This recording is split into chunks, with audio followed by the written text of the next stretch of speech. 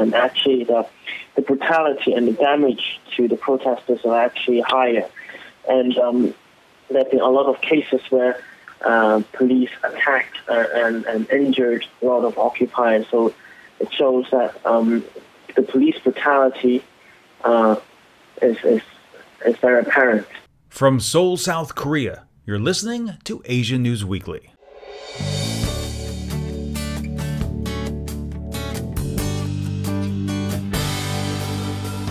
Occupy Central is done. Look out. North Korea threatens war, and the state of Asia. These stories and more are on the November 28th edition of Asian News Weekly. Hey podcast listeners, Asian News Weekly comes to you every week free as a podcast you can download or play on the web. It takes about 30 hours to research and produce every episode, and this isn't my full-time job. That's why I've created a Patreon campaign. Don't worry, Asian News Weekly will still come to you every week free, but if you find value in the podcast, I hope you'll consider financially supporting the show at whatever level you can, and if you can't, that's okay too. For complete details, visit patreon.com/Asian News Weekly. A link is also available on our website and in the show notes. Thank you for your support.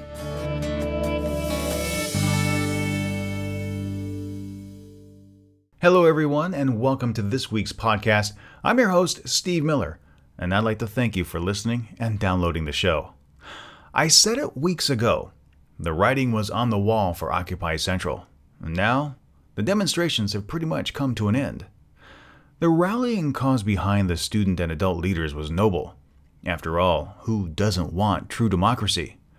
But it was evident from the get-go that Beijing would employ tactics that would force delays in attempts to sway public opinion in their favor, or at the very least, break the spirits of those protesting. It's evident now the former tactic worked. A new public opinion indicates that 83% of the people surveyed said that pro-democracy protesters should end their street demonstrations.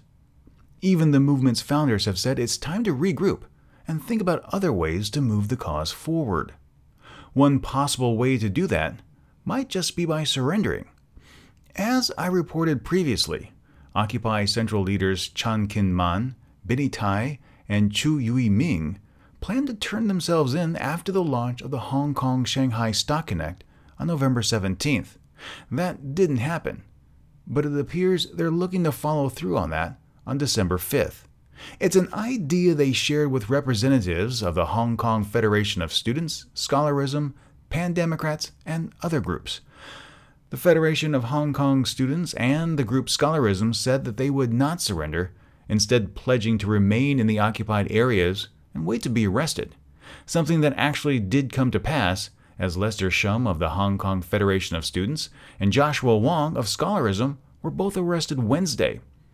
Joseph Chung Yu-shek, a political science professor at the City University of Hong Kong, said everyone knows the call for democracy is a long-term fight, but there's no set plan to transition into the next phase of protests. To vacate, they do have different opinions, the professor said, adding that Occupy Central leaders want to surrender to show their responsibility to civil disobedience, their respect for the rule of law, and their willingness to pay the price.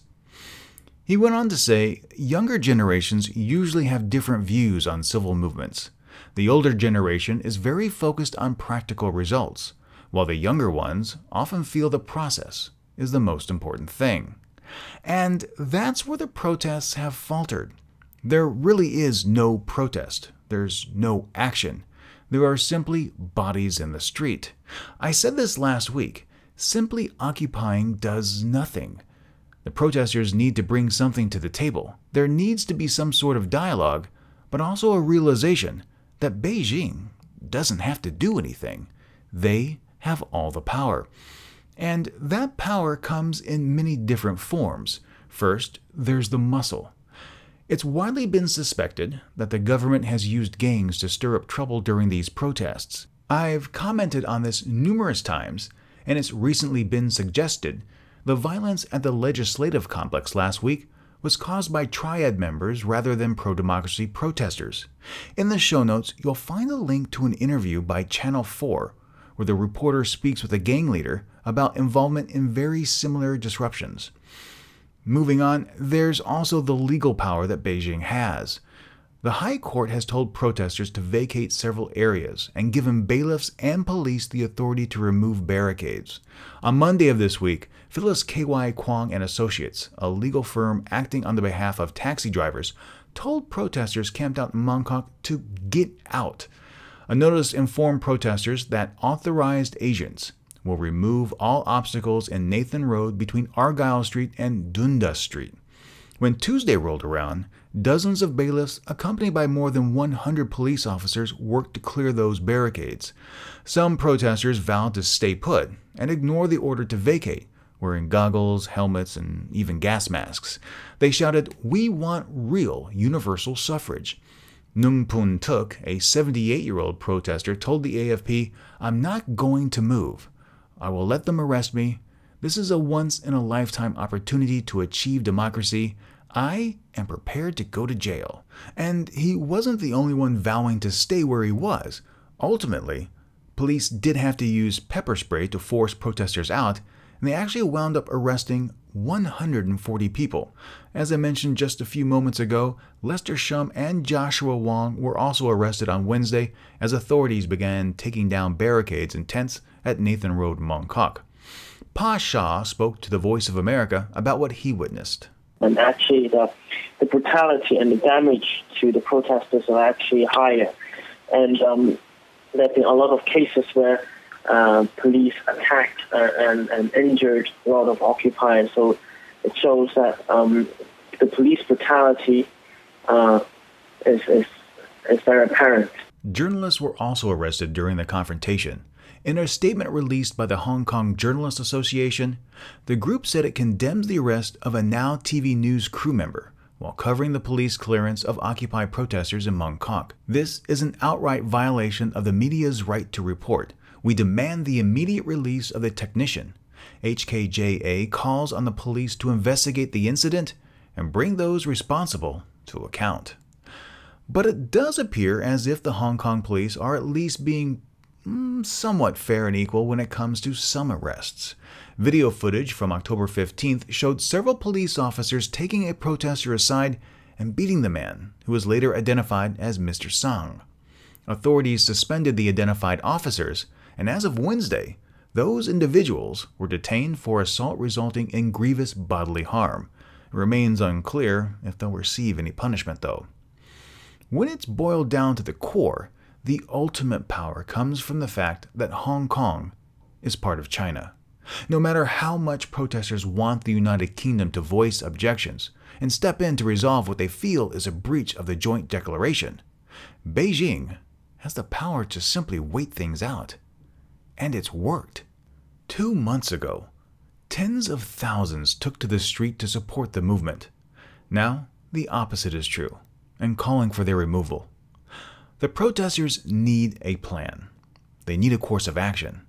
And they need to do more than simply sit in the streets, or all of this will be for naught. Speaking of democracy, something that usually comes with that is free speech. Coming up in just a few minutes, updates on legal cases in the region.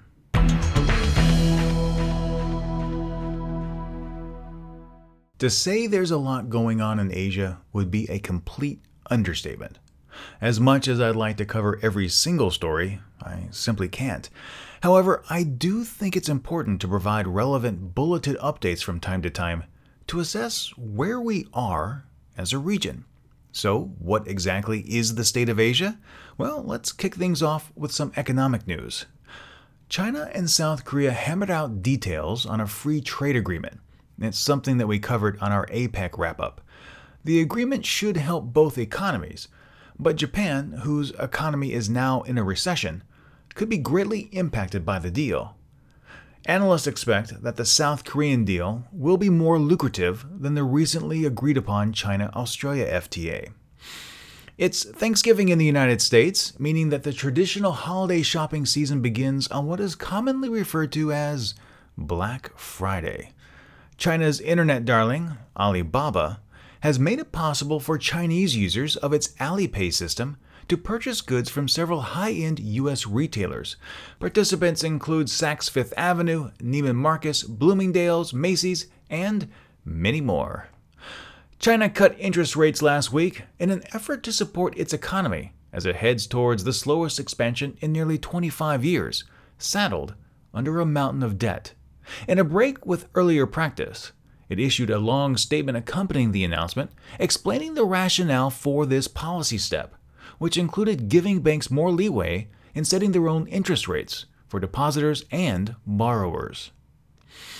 Household debt in South Korea continues to rise. The debt grew between 7 and 10% year-on in recent months, according to a government official. Household debt is a huge issue in the country. In 2012, it sat at 136% of total household income, more than doubling in the past decade. South Korea's government says the situation is well under control, with a delinquency ratio of only 0.65%. But debts continue to rise, and recently, an entire family committed suicide as a result of their staggering debt. Switching to politics, Japanese Prime Minister Shinzo Abe continues to see his approval ratings drop. In a poll recently released, the Prime Minister's ratings rest at 39%, his lowest since taking office. However, more in that survey said they would rather vote for him than any other candidate. Abe said he would step down if his party fails to win a simple majority in the upcoming December lower house election. Vladimir Putin and Xi Jinping announced a plan to develop a collective regional security system, a version of NATO for the East, so said the Russian defense minister. It's an agreement that could spark trouble for the United Nations as both parties move to extend their reach, Russia in Ukraine and China in the East and South China Seas. And before we move on from this segment, here's a quick roundup of stories affecting regional relations. After a one-month hiatus, South Korea and Japan will hold another round of talks on Japan's sexual enslavement of Korean women during World War II. That talk is slated to take place next week in Seoul. It's the fifth such meeting, yet nothing fruitful has come from them thus far, as the matter was settled from Japan's perspective in 1965. Furthermore, Seoul hasn't made any forward progress on the more than 120 women that have filed lawsuits against the South Korean government for similar treatment following the Korean War. Russian Foreign Minister Sergei Lavrov said that Russian President Vladimir Putin is ready to hold a summit with North Korean leader Kim Jong-un. It appears the DPRK's charm offensive might be working in Russia, as the young Kim tries to get more support for a veto measure against a UN resolution that could see him referred to the International Criminal Court.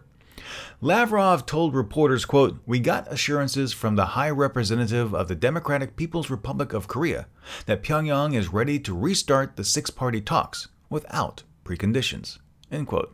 Although given the DPRK's recent statements, that doesn't seem too likely.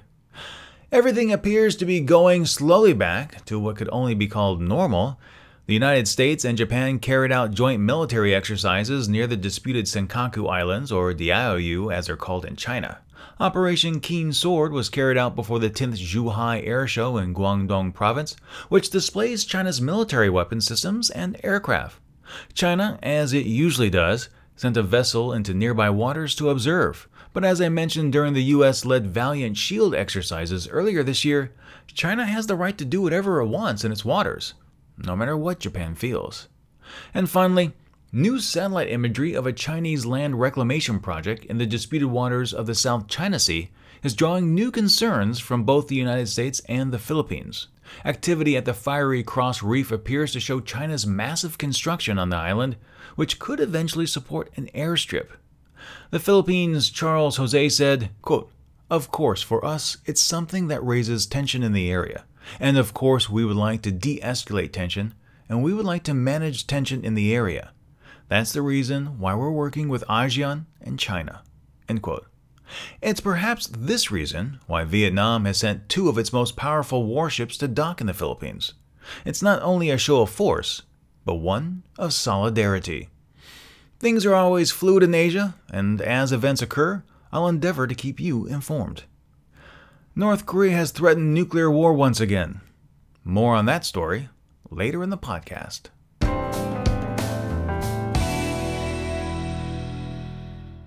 Dictionary.com defines freedom of speech as the following: the right of people to express their opinions publicly without governmental interference, subject to the laws against libel, incitement to violence or rebellion, etc. While in many Western countries the right to free speech is protected, many countries in Asia have limits on how far that speech extends. Here are just a few updates from the region where the privilege to speak freely isn't as vast. Ilham Tohti, an academic and critic of the Chinese treatment of Uyghurs, was sentenced to life in prison this past September for separatism. His conviction was based partly on materials from lectures and other postings, where he asserted that the Xinjiang region was first settled by Uyghurs, rather than the Han Chinese. The 70-year-old scholar had his appeal rejected, and now stands, as he has for months, in shackles. Since President Xi Jinping took office, he's been cracking down on all forms of dissent. Which brings me to our second update, Gao Yu. She went on trial for allegedly leaking an internal Chinese Communist Party document, often referred to as Document Number 9. At one point she did confess to the crime, but then later recanted, saying she did so because authorities were threatening to arrest her son.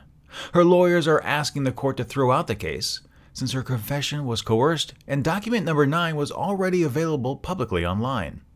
Maya Wang, a researcher for Human Rights Watch in Hong Kong, said, "Her trial epitomizes the broader deteriorating rights environment, and it brings together several strands in the current crackdown on human rights in China.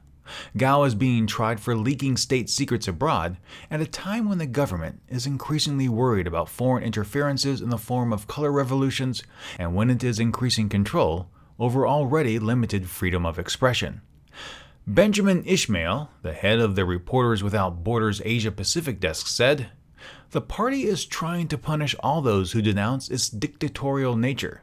It is not surprising that a regime that regards democracy and human rights as ideas that threaten its legitimacy should be trying to silence independent opinions in hopes of free speech and freedom of information.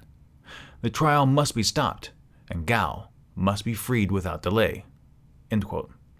It is a foregone conclusion that Gao will receive a guilty verdict, as virtually all cases do. Following the coup this summer in Thailand, protesters adopted the three-finger salute from the Hunger Games as a sign of opposition against the junta. With the release of the latest film in the franchise, the junta has resumed the practice of arresting individuals displaying the gesture. The Southeast Asia branch of the Office of the United Nations High Commissioner for Human Rights criticized military authorities for leading away people for questioning after making the three-fingered protest salute. This is the latest illustration of a worrying pattern of human rights violations, which has the effect of suppressing critical and independent voices, said the office's representative, Matilda Bonger. 5 students made that gesture while Prime Minister Prayut Chan-o-cha was giving a speech and were quickly arrested. Also in Thailand, Somsak Praditak has been sentenced to 9 years in prison. Somsak has been detained since May 25th, 3 days after the coup, for an article he posted on his website in 2011 that the junta says violated Criminal Code Article 112 on security offenses, which says that any defamatory, insulting, or threatening comments about the royal family is punishable by 3 to 15 years in prison. Reporters Without Borders asserts that Somsak was in the sights of the military well before the coup took place. Amnesty International has urged Indonesia to repeal its blasphemy laws. The laws can carry a maximum jail sentence of 5 years and cover such mundane aspects of life as whistling while praying. Quote, "We've documented more than 100 individuals who have been jailed for nothing but peacefully expressing their beliefs," said Rupert Abbott, Deputy Director of Amnesty's Asia-Pacific program. He continued, "President Joko Widodo's new administration has an opportunity to reverse this disturbing trend and usher in a new era of respect for human rights." End quote. Perhaps the most alarming was something that just took place a few days ago. Freelance journalist Truong Minh Duc was beaten unconscious by policemen in Tru Dao Mot, a town 20 kilometers north of Ho Chi Minh City, on the morning of November 2nd. He's in critical condition, and relatives say he narrowly escaped death. "We are shocked by the brutality with which the police treat their fellow citizens," said Benjamin Ishmael from Reporters Without Borders. Ishmael continues, quote, "Such police violence against bloggers and citizen journalists is common and is becoming more frequent throughout the country. So these are probably not isolated acts, but the result of a terror policy instigated by the Communist Party." End quote. In my opinion, one of the greatest gifts of democracy is that freedom of speech. It allows us to share our thoughts without intimidation. It allows us to criticize our society, not to tear it down, but to identify its shortcomings, and then make it better for everyone. Globally, we're seeing a crackdown on journalists, bloggers, and members of society. If we are to build a better world, we need to be able to speak about it without fear of incarceration. What else is happening in the Asia-Pacific region? Well, coming up in just a few minutes, the Asia Brief, with stories you may have missed.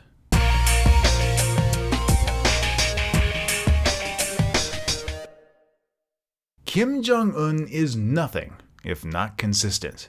Hot on the heels of the UN Third Committee vote to refer him and the DPRK to the International Criminal Court in The Hague for crimes against humanity, the young dictator retaliated in the most predictable of manners. The North's Foreign Ministry said Pyongyang will be unable to refrain any longer from conducting a fourth nuclear test. North Korea's National Defense Commission also released this little gem, quote, "We asked this question of President Park Geun-hye and her gang, who seem to be celebrating and making merry over the UN resolution. Do you think Cheongwon-dae is safe if a nuclear war breaks out?" End quote. China's Foreign Ministry spokesperson urged all parties to return to dialogue and the six-party talks. But let's face it, that is not going to happen, as evidenced by South Korea's response voiced by South Korean Foreign Ministry spokesman No Kwang-il. Quote, "If North Korea aggravates the situation with nuclear threats towards the international community, it will be considered a violation of the United Nations Security Council resolution.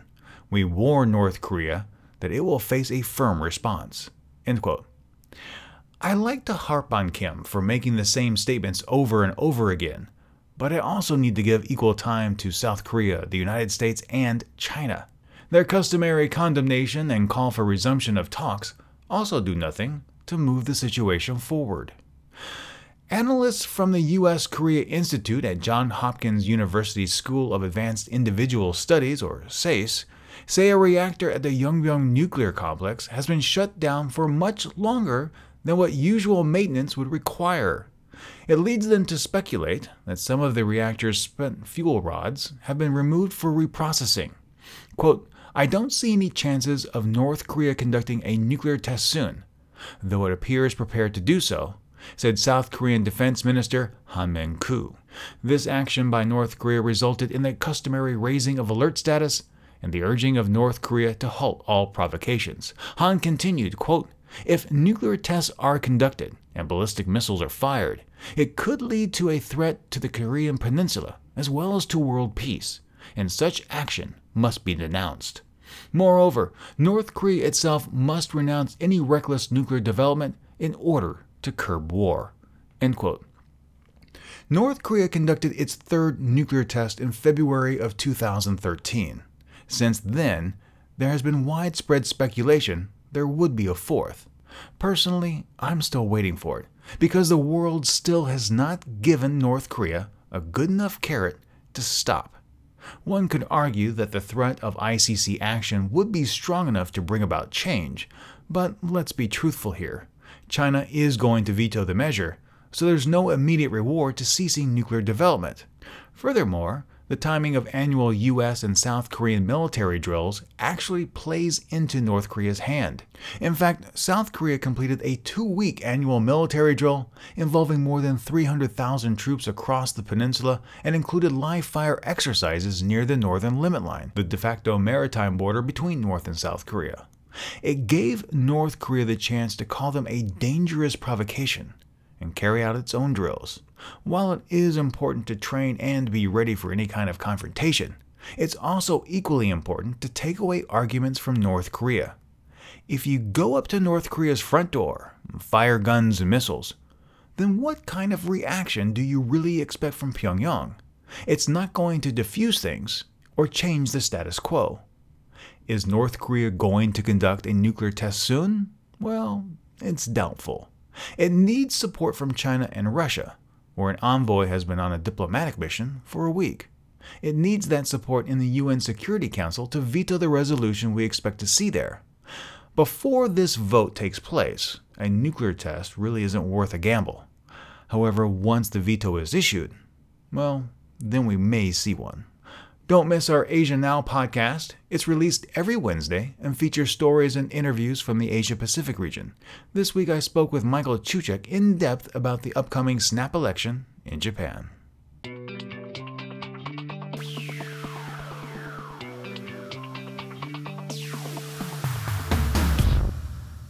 We've covered a lot this podcast, but there are a few other stories you may have missed, so let's take a quick look at them in the weekly brief. First up this week is something I find, well, pretty strange.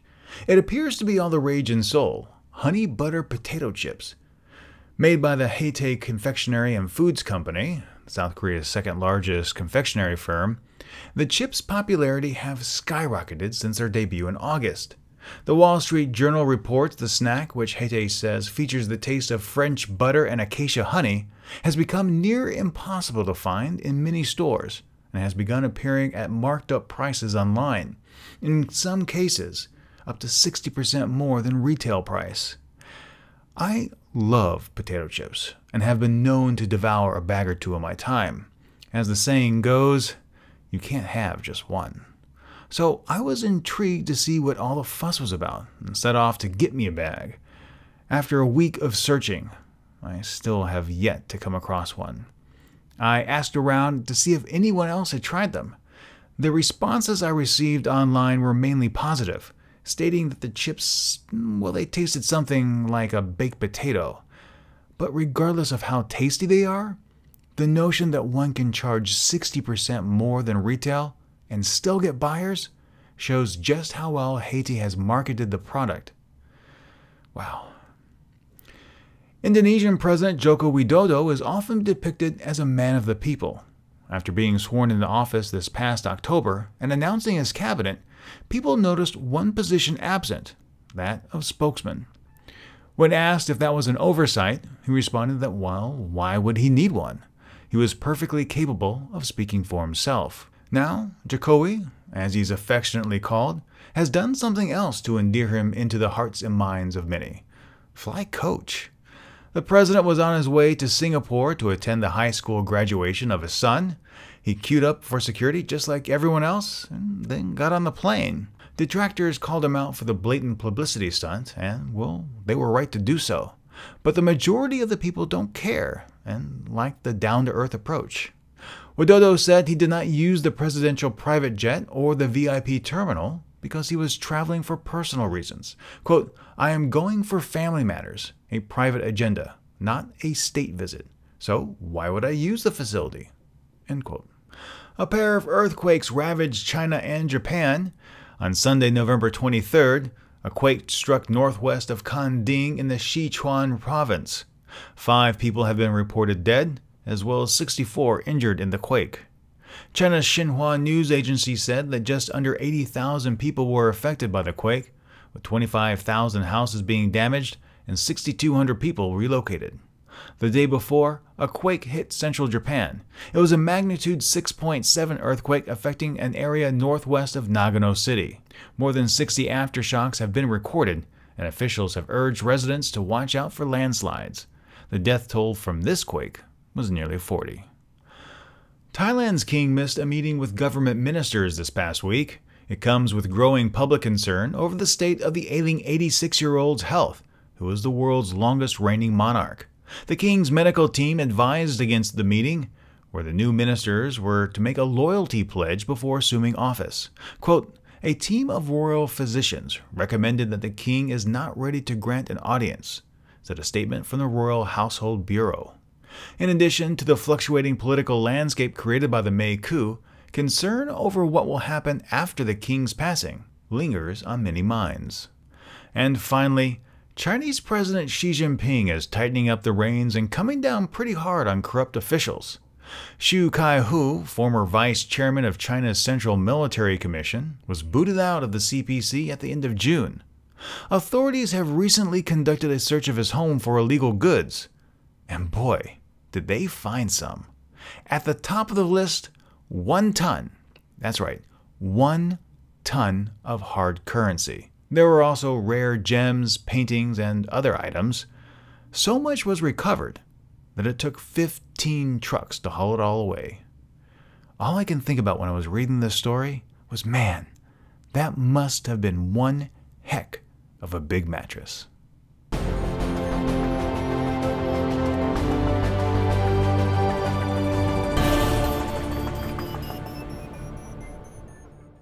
Well, my friends, the podcast is now winding down, but before I go, I would like to share a few of the comments that you sent in last week.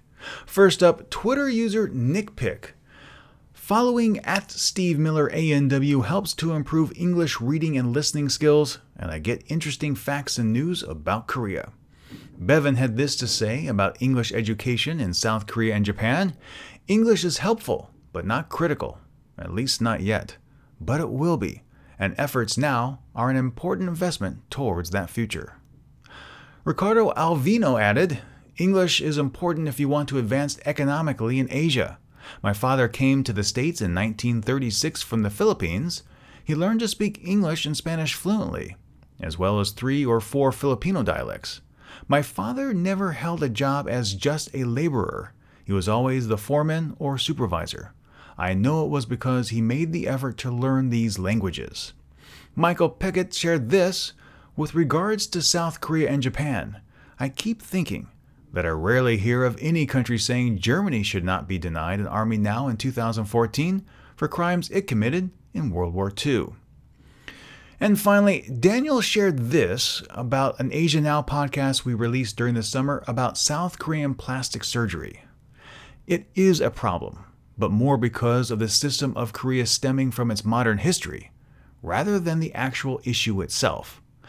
After the Korean War, and with the dissolution of extended families, Korean families became smaller, turning into the so-called nuclear families.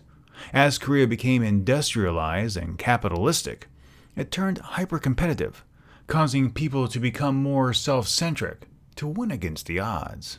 It has come to the point where average Koreans have to now compete with others with the same qualifications as them for a regular job. And appearance makes all the difference. If a company sees 2 qualified candidates, who will it choose? The more pretty one. I'd like to thank everyone for leaving a comment last week. I truly do value them, and of course I can't share all of them, but I love seeing your feedback. I love seeing your comments. It's a great way to get the discussion going about these important topics in the Asia-Pacific region.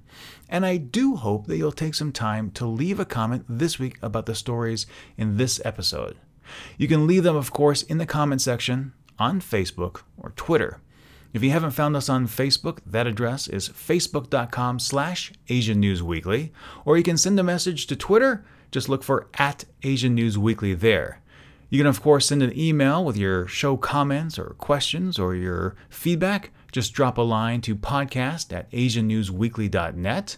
I'd also like to thank Robert Brooker and Anthony Yasui for their constant support of the show as they continuously share the links for just about everything I post on Facebook. I wanted to let them know that it does not go unnoticed, and I truly do appreciate it. If you enjoyed this episode, I hope you'll share it with your friends. And don't forget, you can subscribe to this and other podcasts at our website. Just go to AsianNewsWeekly.net, go to the top of the page, and you'll see a subscribe tab there, or you can click on the big iTunes or Stitcher buttons on the side of the screen. Subscribing is free, and when you do, the next episode is delivered right to you. If you found value in the podcast and you'd like to help it continue, consider becoming a patron by going over to patreon.com/AsianNewsWeekly. There's no obligation to contribute, and if you can't, that's all right too. To learn more about the stories mentioned in this week's podcast, be sure to check out the show notes on our website. Well, my friends, that is it for this week's episode. I'd like to thank you again for listening, and until next time, for Asian News Weekly, I'm Steve Miller.